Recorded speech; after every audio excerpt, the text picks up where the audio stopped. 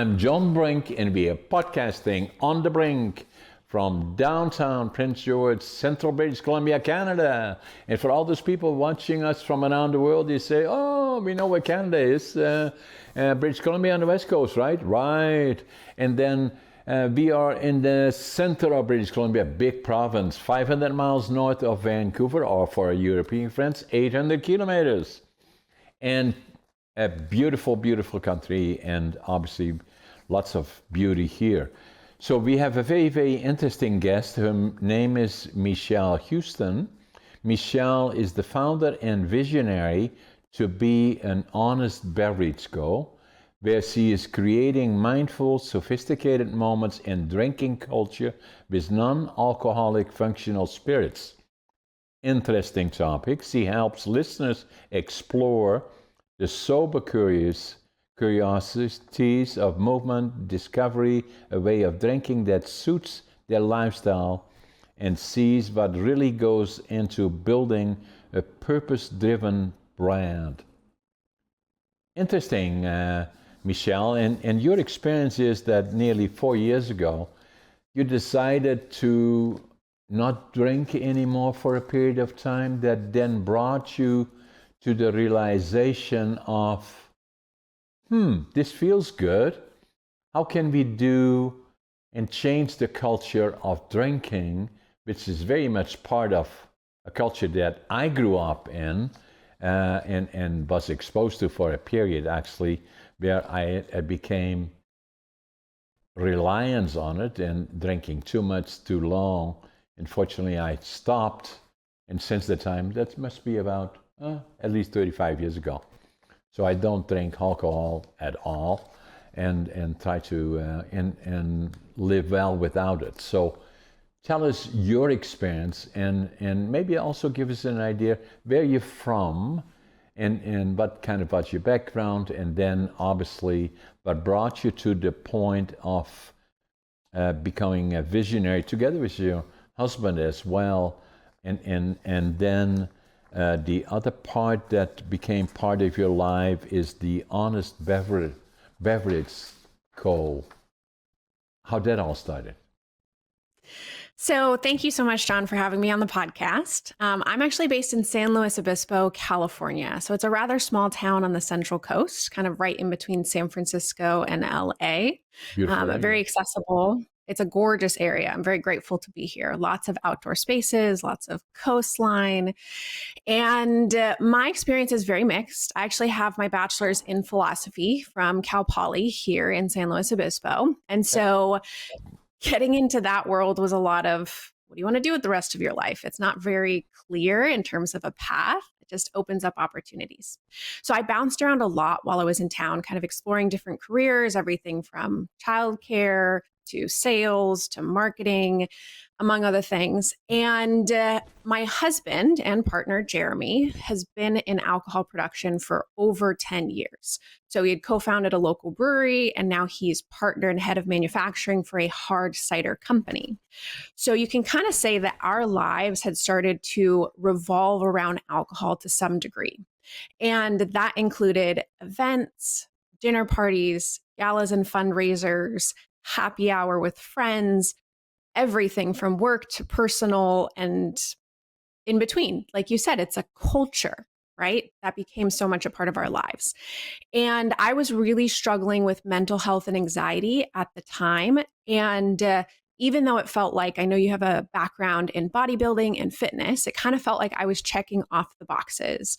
Yoga, I was a fitness instructor, so I taught bar, yoga, functional fitness, personal training, and was kind of in that world. Got into health coaching and transitioned online to do digital products and services. But for some reason, I was just dealing with this lethargy, lack of motivation. And it got to the point where I don't feel like I had an alcohol use disorder or an addiction. Now being in this space for quite a long time and having lots of those conversations, I know that that wasn't the point at which I was, but it was really easy for me to drink a bottle of rosé while hanging out at home with my husband watching a movie. And so just in the days to follow, I felt like it wasn't serving me. And it wasn't a rock bottom. It wasn't an instance of like, hey, you got to wake up and change your life. It was really, that I didn't feel comfortable being in that space, being in that environment, having that amount of consumption, as well as what I felt like was modeling a certain level of behavior for others. And I have people in my life that I felt like I could do better for. And so that's just kind of what initiated this entire shift. And I can talk more about, to be honest, Bev, our company, in terms of like how that expanded and how that grew. But that's kind of my personal story and what brought me to where I am today. Very interesting, Michelle, because, and sharing with you a bit about my own, is that in the next month I'll be 85 years young. And so I grew up in Holland, in northeastern part of Holland during the war years. Saw far too much that we should not have seen. My mom and dad were married in 1938, fell in love, and very quickly had two children. My dad worked at the lumber company. They rented this beautiful house. They were in paradise. They were in love in paradise. Very quickly they had a boy and a girl. And my mom, early 1940, was pregnant with me. And then the world changed for them. And so Adolf Hitler, the dictator in Germany, decided that Poland should become part of Germany. And then the next fear was that they would attack Western Europe as well. And so my dad was called into the Dutch army in April of 1940. And the last they heard from him was he was seen in Rotterdam, that was bombed by the Germans because they didn't feel that Holland capitulated quick enough. So they bombed the city, this massive city center, and thousands of people died. So for 5 years, my mom and the family didn't know if he lived or died. The last time he was seen was there. Wow. So in between was difficult times, and so went through the hunger winter and the cold winter, and the next thing that had an impact on my life is that the bombers overhead bombing the infrastructure of the Germans. We lived in the northeastern part of Holland, about 10 minutes from the border with Germany. I remember that part, and then the other part that made an influence on me was that we were liberated by the Canadian Army April the 12th, 1945. It made such an impression on me that I always knew from that point forward, when I grew up, I would go to the land of my heroes, Canada. And I did. So, and then the other part, yes, my dad did come back after the liberation of Holland and Northern Holland. But a lot of people, with all due respect, how fortunate we are in North America, in the United States and in Canada, that I fly around a lot, I do a lot of business in the United States. I fly around a lot, and I always sit by the window and I look outside and I say to myself, we are in paradise. We are in paradise. We're so lucky. And if I remember the war years, how difficult it was, and some people may, with all due respect, think that after the war is over, everything goes back to normal. They don't. My dad was never the same again. Had a drinking issue and became reliant to suppress PSD likely, or other issues. Never was the same again. And so, although they were very good parents, but it was always part of my life. And I knew for me, even when I left and came to Canada when I was 24, I never drank alcohol because I remember what it could do to individuals in a lot of cases. But then when things became, through my initially starting in Holland and Canada, from the ground up is nothing virtually, and then under pressure, getting reliant to habitually developing the habit of having a drink and another drink and another drink. And I got to the point where it became an issue, although I was not running around the street like this, but it became a habit, suppressing likely all the issues that you are relating to stress and all those things. And then I was fortunate enough, the girl that, the lady that I was in love with, so I was smoking for one, and I was trying to quit smoking. I had a little stubby pipe that is my transition, but that became a habit. And then the other thing that I did is I was relying on stress was getting to me, and I felt the pressure, and so they prescribed Xanax, and that I became a habit. And then the drinking on, in addition to that, the reliance on it, not becoming a full-fledged alcoholic, but the things that I always said I was not going to do, I was slipping into. And then she hit me with a 2x4 across the face, more or less, saying she dumped me. Metaphorically. Yeah. Yeah. and so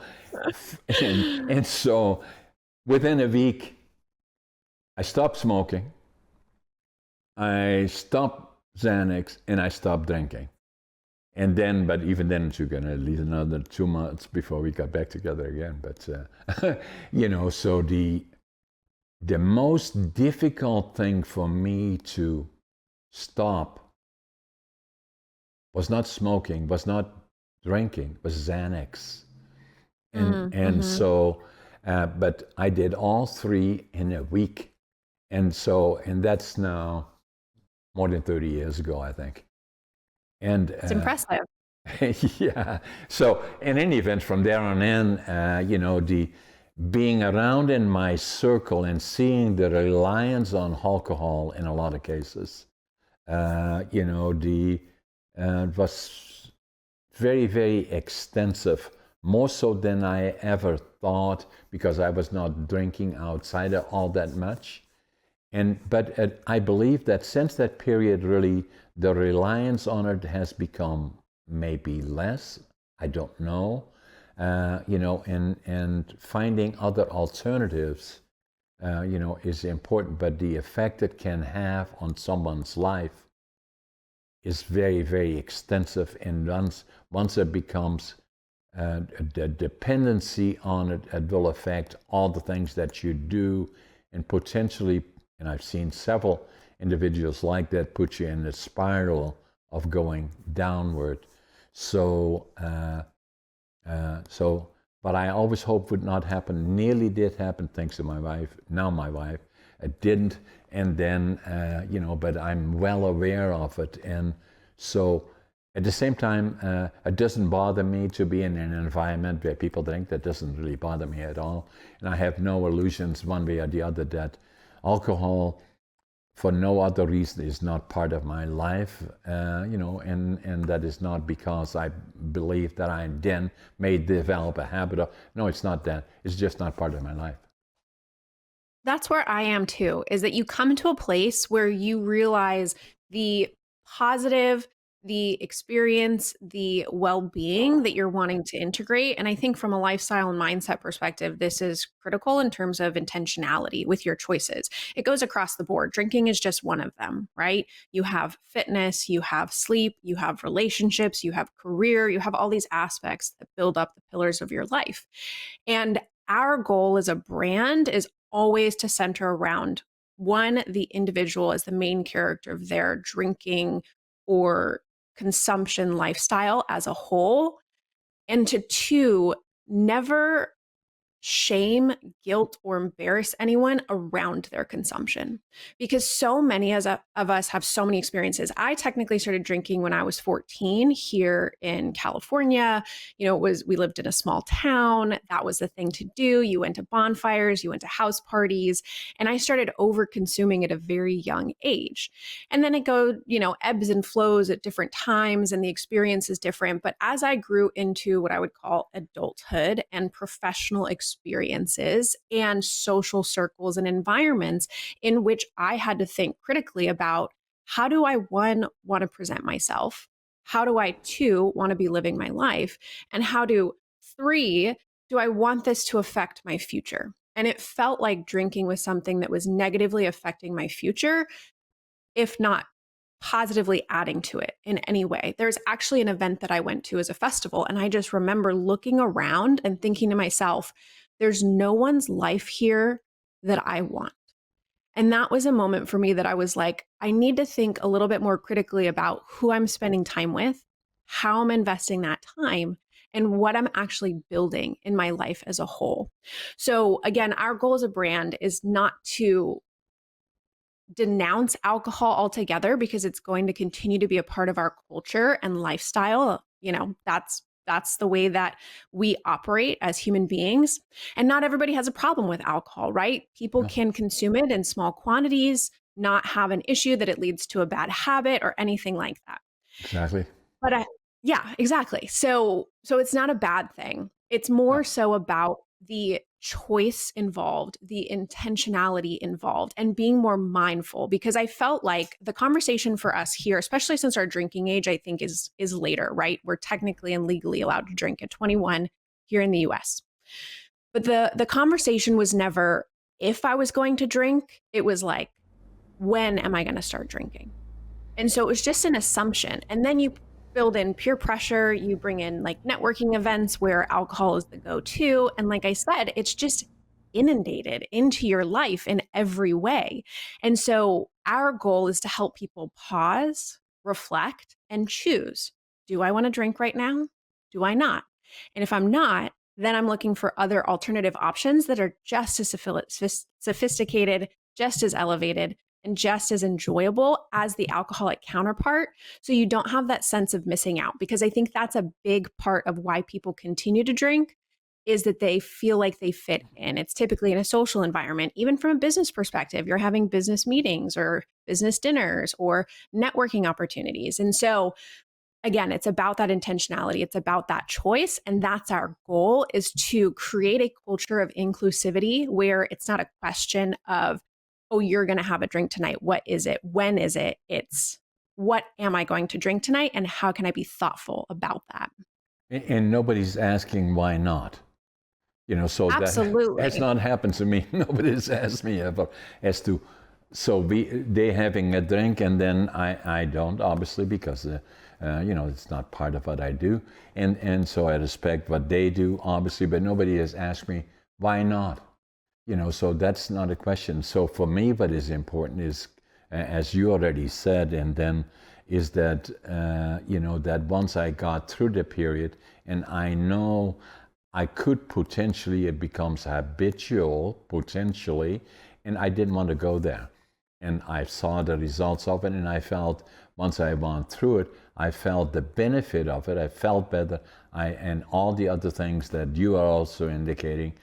So I have more energy, and so that is now 30 years ago. And so then from there on forward, obviously, as you already referred to, then it becomes a question as you get older, like in my case, you know, 1 month short of 85, it becomes a question of about 16 years ago.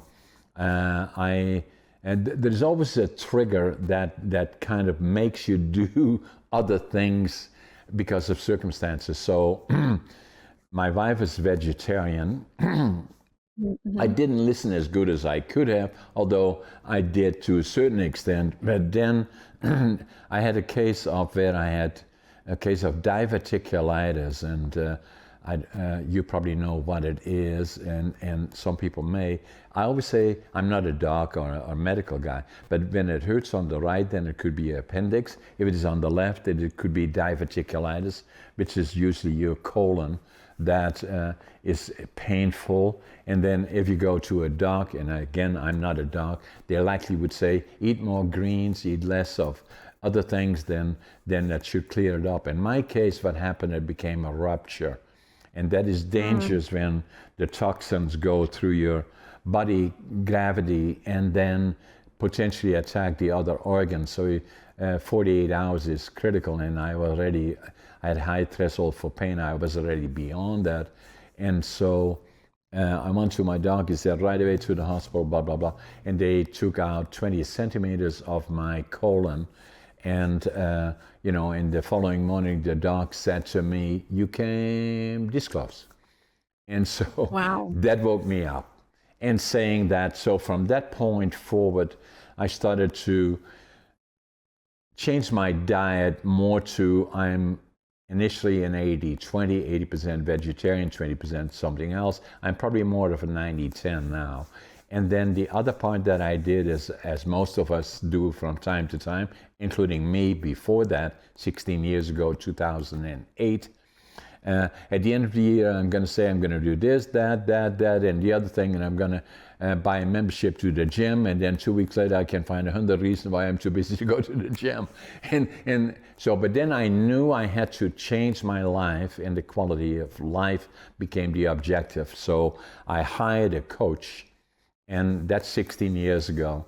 And I started working out with the coach. Goes 3 or 4 times a week, and that's what I'm still doing now, 16 years later.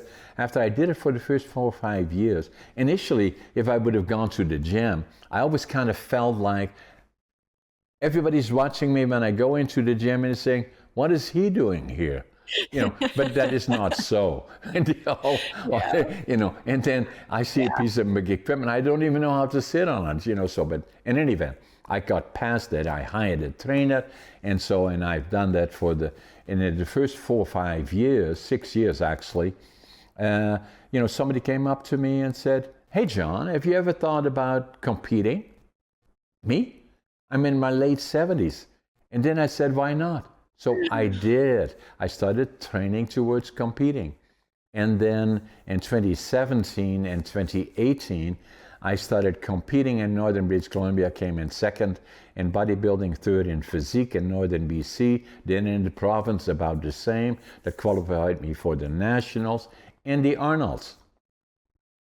And then from there on in, then COVID came, and all the challenges that go with that, slowed down a little bit, but still stayed active physically. And then after that passed again, started again going, working out again on a regular basis in the gym.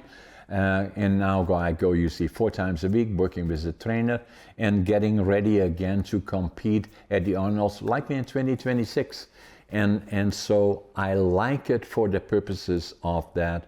I love going to the gym. I love to see the results. And I say to a lot of people, even at 85, they say to me, I'm too old to do this. And I say, no, you're never too old. If you do and you make that part of your life, you don't have to become an Olympian or a bodybuilder that competes necessarily, but at least your body needs to activity for quality of life. Even go walk with a friend or a partner. Start with half an hour a day, and then before you know, then go a little bit further, a little bit, make it fun. And then before you know, they say, "Hey, Michelle," or "Hey, John, you look great. What are you doing?" And so that is the inspiration. And then combine that, and so that's what I've been doing. And then combine that with understanding. My wife is very good at that. Fortunately, it benefited to her. I do all the shopping for us. And if I go to a grocery store, I go into the grocery store, I shop on the outside, inside the store. And so, because on all the aisles is all the processed protein foods and the foods. And if the letters are very small and I don't know what is in it, we don't buy it. So I stay on the outside, and then we do that part. And then the other part that I do is that I try to sleep 7 to 9 hours a day. And then the first thing that I do when I wake up, I try to drink about 10 ounces of water before I have anything else. I usually have 3 or 4 eggs, boiled eggs in the morning, and then half of an avocado, depending how big it is. Maybe I have 3 eggs, and then I have a protein booster mid-morning, and then I go to the gym usually, and then I have a protein drink, the double protein drink at the gym, then again a booster in mid-evening, and then some more protein finished in the evening, and that's what I do. And I love it, and I love going to the gym. I love to do all the other things, and even at nearly 85. I have lots of energy. I usually get up at 5:30 in Yeah. the morning. I always think I'm late. I always make my bed. And then when I come outside, I say, because I've seen the opposite, I love it here. Yeah. Every day to me is a good day. Yeah, it's a beautiful routine. Well, I think that so many of us get stuck in what exactly you said, a little bit more towards the beginning is, oh, I'm going to add on this, I'm going to do this, I'm going to try these things. And all the things that you just listed. As someone who came from the personal training and healthy habit formation, essentially was the coaching and programs that I had created for the digital space when I first got started in like entrepreneurship and business owner life, is that so many people struggle with those changes. You were of a personality that could kind of go cold turkey, quit everything at once and make it successful. And now 30, 35 years down the road, you're still on that same track. A lot of us don't necessarily have that ability. So it's about how we can kind of slowly integrate those things. But I will say, in talking about your morning routine, the thing that actually ruins or sabotages it the most is what happens the night before, right? So it's all in preparation. It's all in what comes beforehand. It's all in that thinking. And so when you are consuming alcohol, it can lead to maybe not so great sleep. Maybe you feel a little hungover in the morning. It takes away from the rest of your day. And so it's this domino effect. So when we want to make changes, we often think about like, okay, well, I'm going to get up and work out in the morning. But if we drank the night before, we're already sabotaging ourselves before we even get to the morning. And so we have to kind of think a little bit through that. And I feel grateful because one of the key things that I've always wanted to sustain in my life is longevity. So I'm more interested in what is the long-term investment of my resources, my time, my energy, my focus, my choices now that then is going to impact me, so that I hope that when I turn 85, that's exactly where I can be. Positive and focused on the mindset. Yes. Living young, dying old. Dying old, even in the mid. And so actually that's a picture of me, I'm the oldest competitive bodybuilder in North America. So that's amazing. I love it, so I enjoy it. But as you said, Michelle, it's all about, not so much about that. That's interesting. The reason that I wrote the book is that I've heard so often, they say, no, I'm too old for this. Even seeing people that are not even 50 years old, they say, no, I'm too old for this. And I would like to do this, but I'm too old for that. And I said, no, you're not. And so it's all about quality of life, and especially in the, technically speaking, last decade of somebody's life, when they get all kinds of illnesses in combination and get hands full of medicine, so-called, that could well be toxic, solve one problem, create issues on the other side.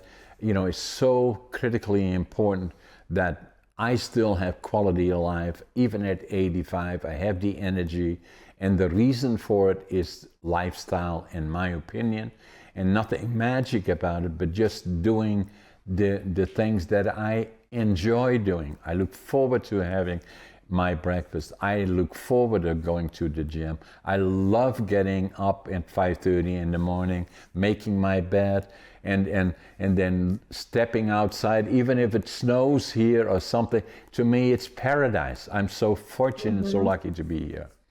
And absolutely. And attitude, passion, work ethic, but follows this quality of life. And to me, that's always been important. Quality of life, but also attitude, Yeah, and how you approach it. And I do think that the relationships, you've mentioned your wife, is the relationships are so integral and important to our choices.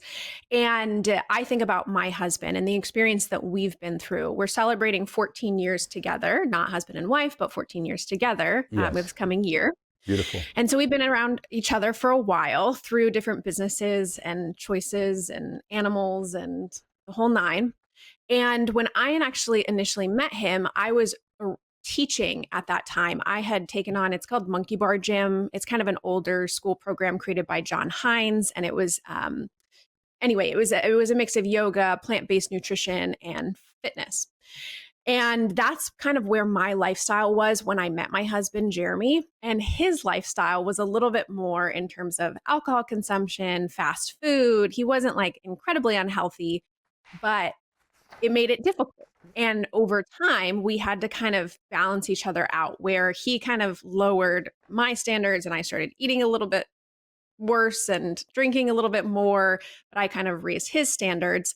But over time, and now currently, even though he is head of manufacturing for alcohol, he typically chooses non-alcoholic options now over alcoholic options. And that's just being in the vicinity of his wife, the person who chose to stop drinking 4 years ago. And it wasn't with the intention of stopping drinking altogether, but just like you said, time after time, I just felt better. I felt better waking up. I felt better Exactly. sleeping. I felt better about my health and mindset overall. It allowed me to focus and concentrate better and just became a part of a lifestyle. And that's what we're kind of starting to see with the sober curious movement as a whole, is that lifestyle choices are changing and people want what you're talking about. People want to feel good. They want to have quality of life.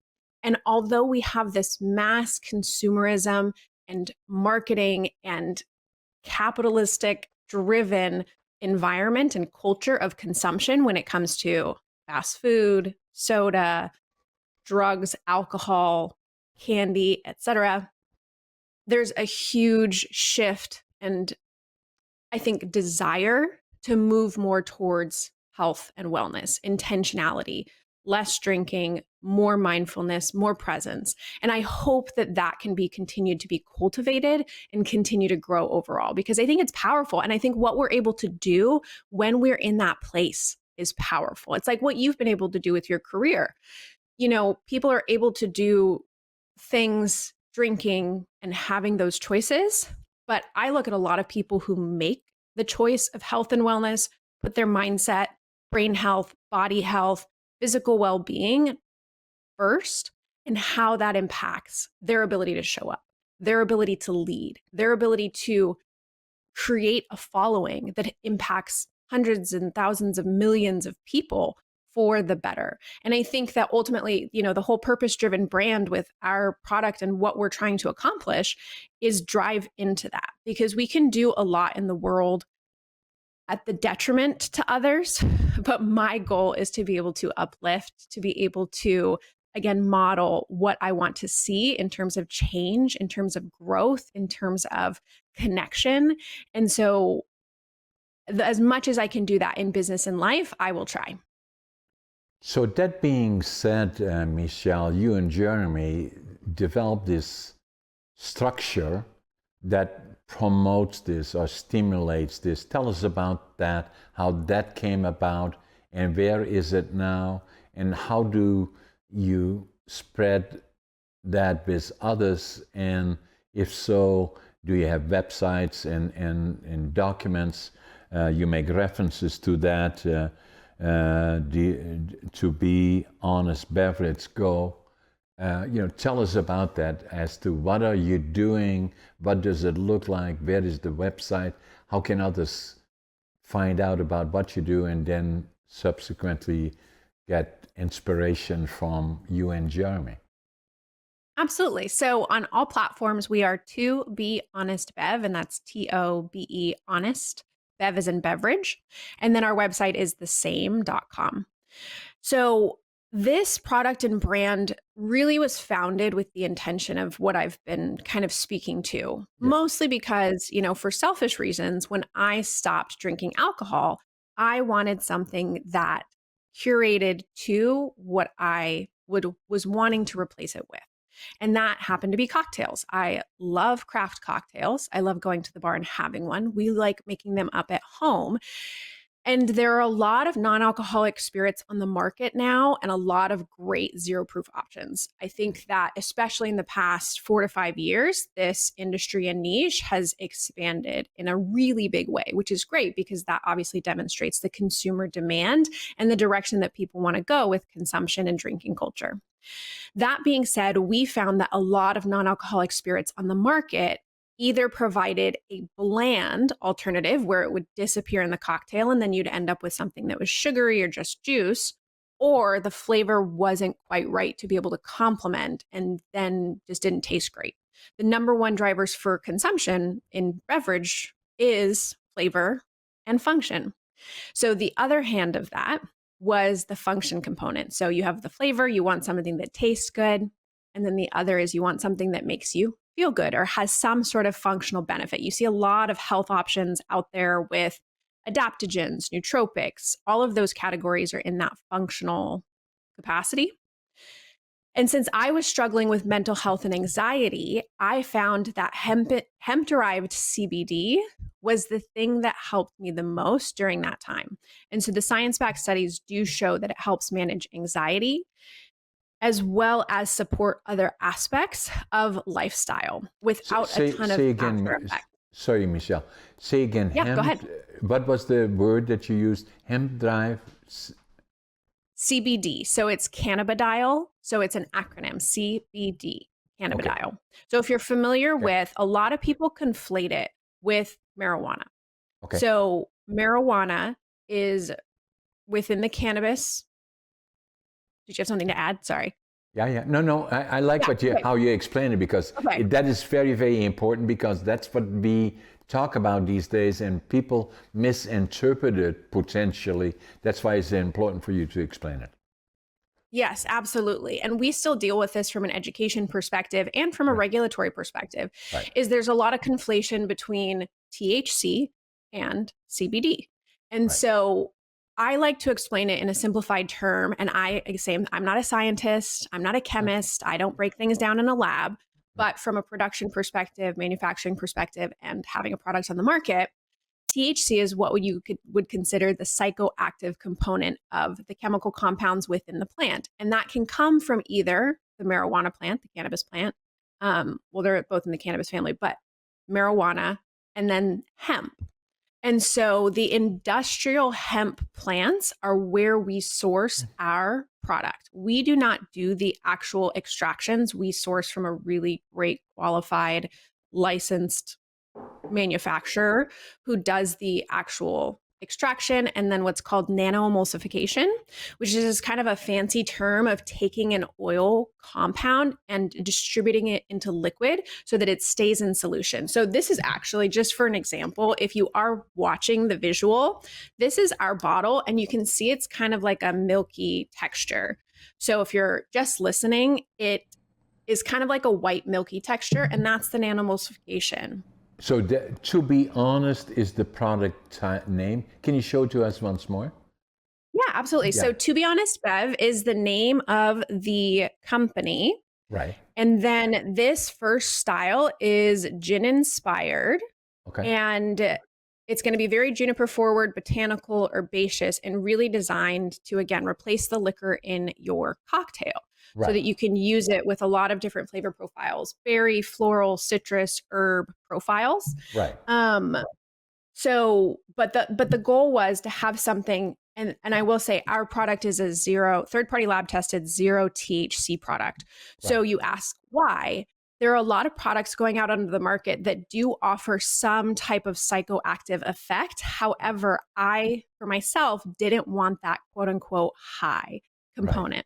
Right. I wanted what I consider to be relaxation, stress relief, calm, anti-inflammatory, the kind of quote unquote benefits of CBD without the actual psychoactive high component of THC. So that's the reason we went with this type of function. So you have the flavor, you have the function, and our goal was really to create something that created texture and complexity, because a lot of times when you have a non-alcoholic option, it just kind of falls flat. And so that's where the product came from. Yeah. And so that then becomes, as you said, the mix in there, and then you can top it off with whatever flavor you want to add to it. That could be different kinds, but that would become the base of it. Absolutely. Yeah. So a lot of our customers, they enjoy it on ice. It's a little bit more like elixir, herbal, botanical. And so some people really like that flavor profile. Others will mix it with soda water, squeeze a lime. And then some people go all out. We partner with bars and restaurants. So our niche is kind of like higher end luxury craft cocktail bars, restaurants that have bars. And so they'll create or curate a drink on the menu that has our product, like you said, as the base, replacing the liquor.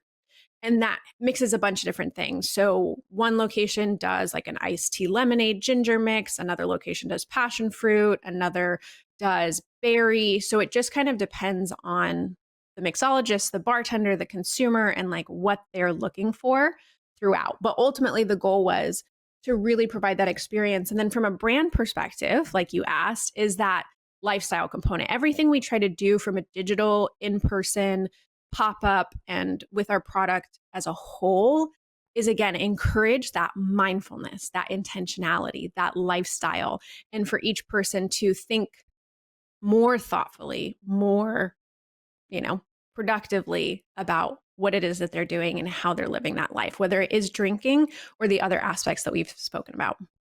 So the interesting part about it is because I'm not familiar with it, I like it, obviously, so that if I go, meaning the public in general, and obviously we got a global audience to our podcasting, is that, that already is happening in North America, in Canada, as well as in the United States.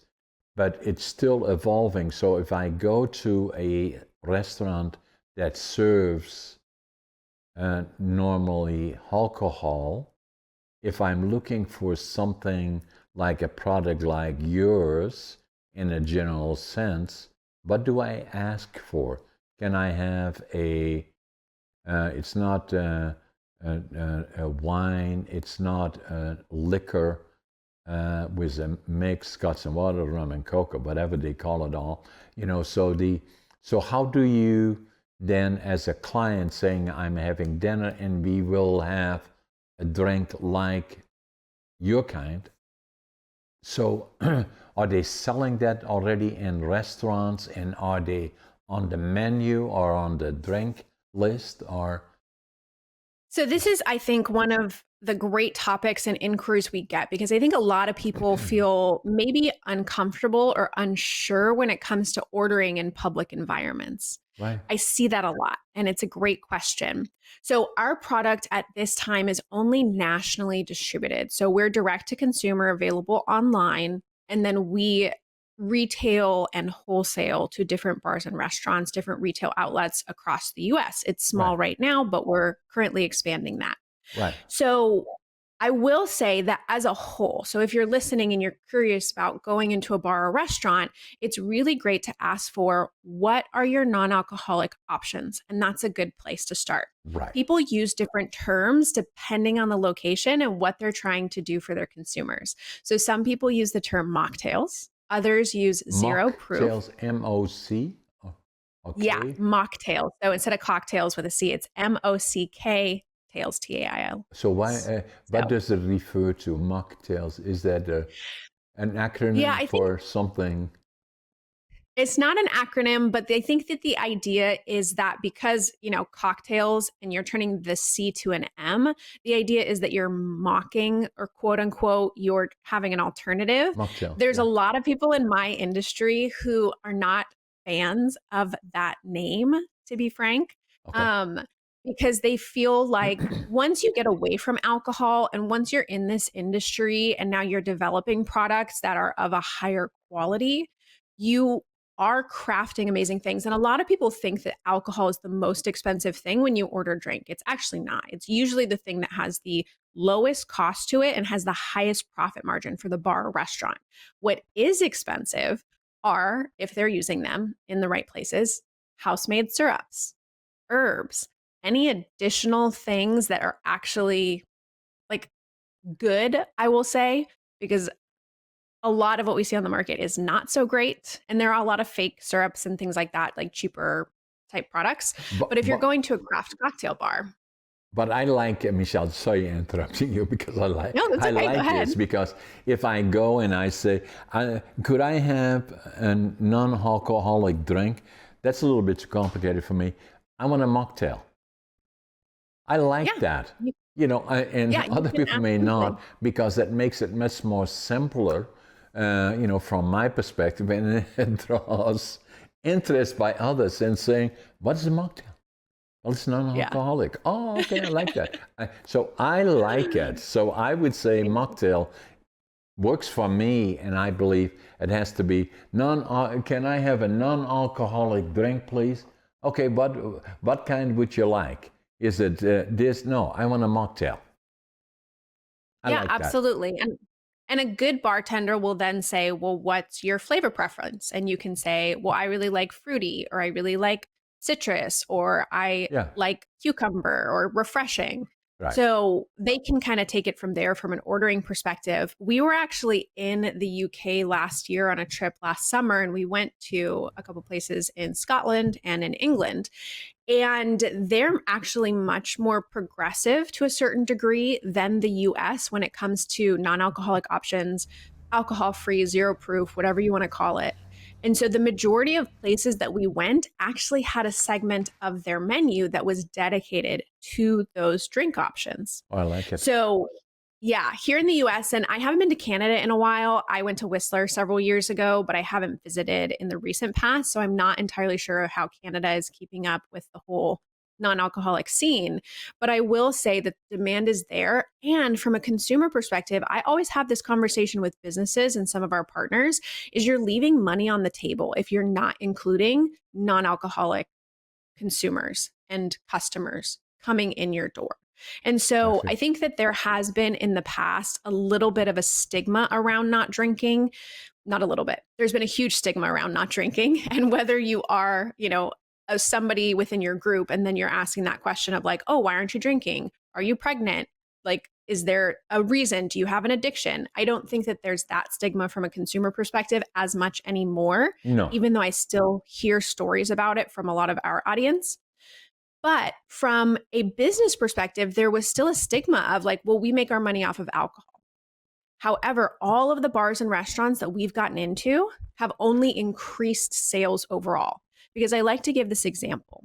If you are a business owner of a restaurant or bar and you're considering seats and you're thinking about ticket and how much people are spending, you say, okay, if let's just say on a small scale, 25% of clients who walk through the door do not drink alcohol, it's more likely in the 30 to 40 at least, but let's just say 25%. You're not losing 25% of opportunity. Let's say that one person is in a group of 4, or it's me going with my husband, and now it's a party of 2. We're going to go to locations that cater to both of our needs. And so I think what people don't understand is that with that type of integration, you need to create a space of inclusivity when it comes to consumption and drinking culture, because you're going to be missing out not on just the people who aren't drinking, but those who are being affected by them as well. No question about it. And more so all the time. No question about it going forward. We will see that more and more as becoming part of what is considered to be normal. And your points are very, very well taken. So that being said, and I believe in a lot of cases, I haven't been too much in settings where there was room for ordering mocktails, but but a lot of people that I know do accept it as something that is normal. And as I already indicated, I cannot remember anybody ever asking me as to why not, or is it because this, that, or the other thing. So that is not part of, at least in my lifestyle anymore. So the a question is that comes through all the things that we were talking about. What does living intentionally mean to you, and how can your audience apply it in their own lives? I think mindfulness and presence are the start of it. When I was working in the health and fitness world, a lot of people, like we've kind of talked about, try to go at it from what can I change? What do I add on? What do I have to do now? When they don't even realize really where they are. There's been no assessment. And so if you're working in personal training, if you're in that health world in a lot of different places, what do you typically do when you bring someone on board as a client in a service environment? You figure out where are they now? And so as an individual, it's our responsibility to sort out where we are now and then ask those questions of what are the choices that I'm making? And I typically think of time, resources, energy, attention as those things that we invest throughout our day, which become our weeks, months, years, and that's our life. And so if we can start with the presence and mindfulness of this is where I am. These are my circumstances. When I first started thinking about this, I'm struggling with anxiety. I am dealing with lethargy, lack of motivation. I don't feel good about my choices right now. I've got to assess what's happening in my life. Is it this? Is it that? Is it the other thing? And then from there, then I can start to make choices. And that's where the intentionality really comes into play, because that's what starts to affect your behavior. It starts to affect your habits. It starts to affect your relationships. It starts to affect the lifestyle that you're trying to build for yourself. And so we try to communicate that from a brand narrative perspective in our marketing. And then mostly, as a founder-led brand, from a modeling perspective is how we're doing that. These conversations that we have, how are we sparking and inspiring people to reflect on their choices now and how they maybe want to shift those as they move forward. And drinking, like I said, is such a big part of our culture, but it's really just the starting point, because it becomes a domino, it becomes momentum. If you stop drinking, what is possible? What can you do from that point when you're not self-sabotaging anymore, when you're not coping anymore, when you're not using it as a shield to emotions that you haven't dealt with? Do you start to get therapy? Do you start to work out more? Like, there's just so much that can come out of that choice. And it's not the only choice, because there are other things that can be a domino, but it's one that was one for me in the conversation that we have within our brand. The other thing that is interesting from my observation, Michelle, is between you and Jeremy, is that you've been together, I believe you said, for 14 years or so, is that, you became, the uniqueness is that you had differences, but you brought them together on the lifestyle that became unique, and then because of circumstances in both your lives likely led to non-alcoholic beverages, and then it became potentially a business model that is very, very interesting. So in order to be successful, in particular in a niche, initially a niche market, which it still somewhat is, to develop and explore that, it needed this unique entrepreneurship that you must have. The partnership between you and Jeremy had to be unique to take that forward, which you did. And as it then leads to how can you expand that, and how do you bring it to the marketplace? And obviously the other part, and it's very much part of my life, advertising is one, and then bringing it to the recognized media, just giving examples like CNN, ABC, and blah, blah, blah, and all the other ones. And it can be very costly, and to get it on that platform can be difficult, because obviously it's all about money, and that's not yet where the big money is. It's still more in alcohol rather than non-alcoholic. And so the interesting part about it is to form that partnership with the same objective, finding that niche market, potentially the market size and the expansion. And I believe that's where another favorite thing in my life comes to life is about 6-7 years ago. I liked interacting, so I started blogging to a certain extent, and then went from there into working with a local television station on interacting with people, interesting people around our region. And then COVID came, we couldn't do that anymore.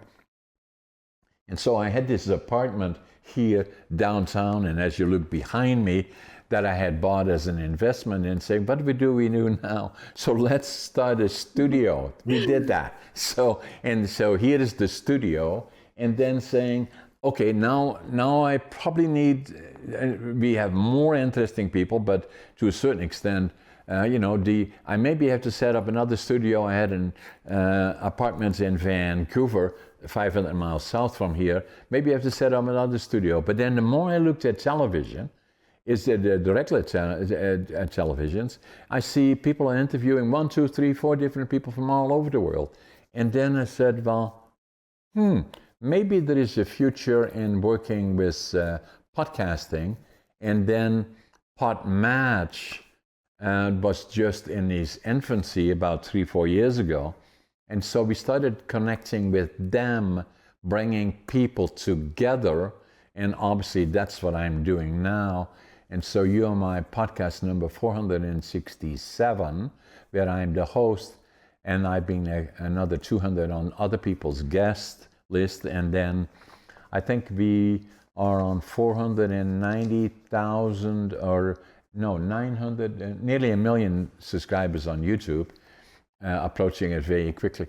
And it is amazing. The new media is not the television stations, they are declining. It's not the newspapers, they are declining. And as you already know from recent events where the politicians are becoming more involved and saying comments that they don't like, get rid of them.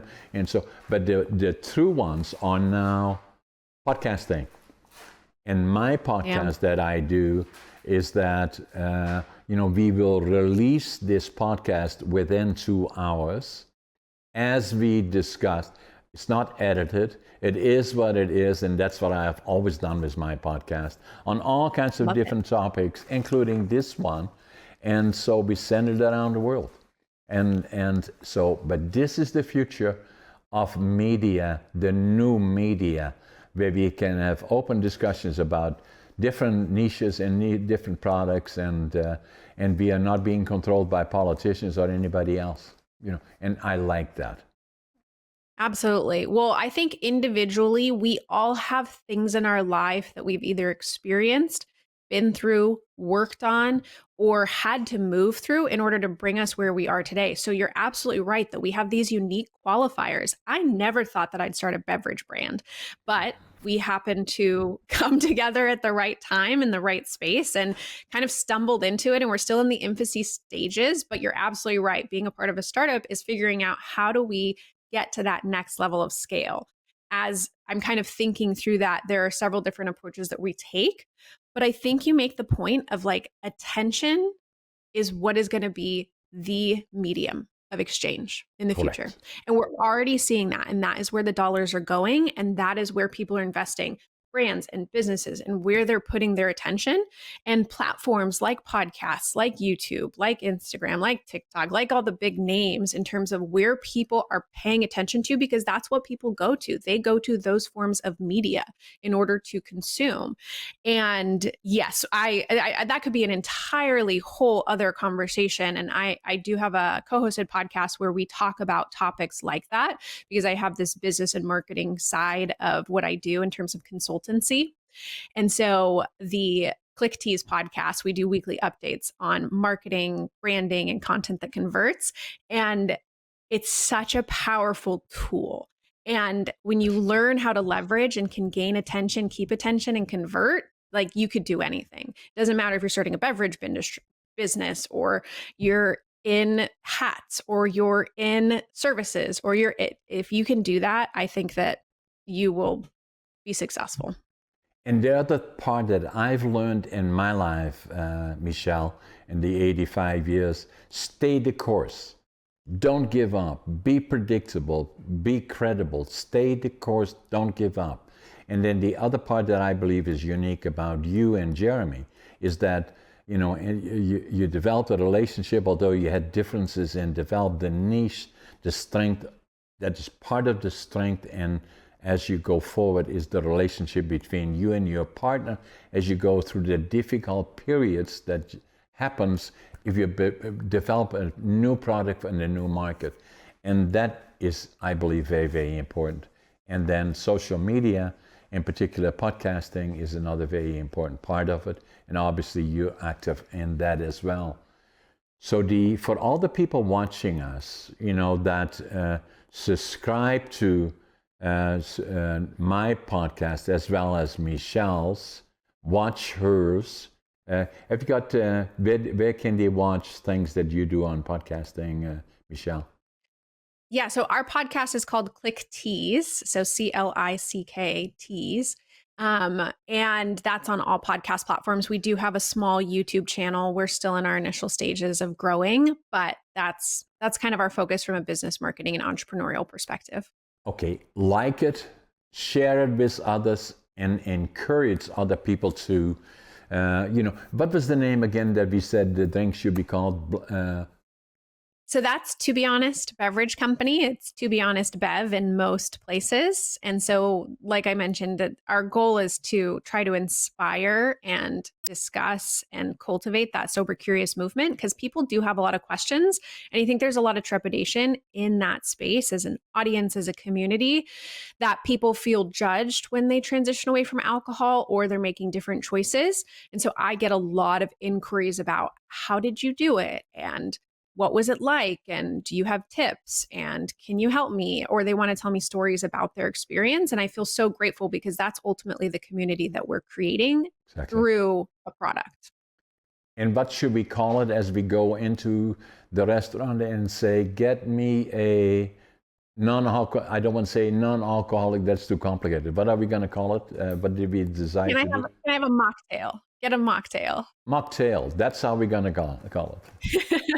Michelle, yes. It was a privilege to have you on my podcast. Let's stay in touch and say in 6 months, 8 months or so, and do another podcast, say how things are going, just to get an update. And again, it was my privilege to have you on our podcast. And as I indicated, we will be releasing it in 2 hours. Share it with your customers, and for all those people around the world, check on Michelle's and Michael's or Jeremy's brands. And, again, thank you very much for being part of my podcast.